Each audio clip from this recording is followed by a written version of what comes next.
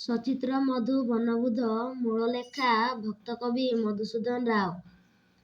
ଆଜି ଆମେ ଏହି ଭିଡ଼ିଓରେ ସଚିତ୍ର ମଧୁ ବନବୁଧ ବହିର ସ୍ୱରବର୍ଣ୍ଣ ଏବଂ ବ୍ୟଞ୍ଜନ ବର୍ଣ୍ଣ ପାଠ ପଢ଼ିବା।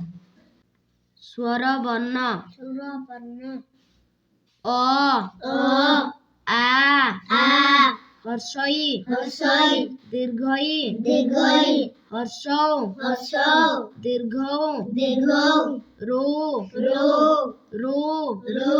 ଏ ଐ ଔ। ବ୍ୟଞ୍ଜନ ବର୍ଣ୍ଣ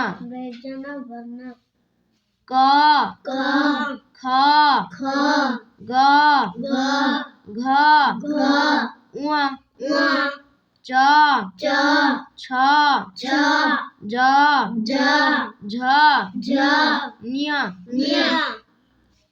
ଟ ଠ ଡ ଢ ଣ ତ ଥ ଦ ଧ ନ ପ ଫ ବ ଭ ମ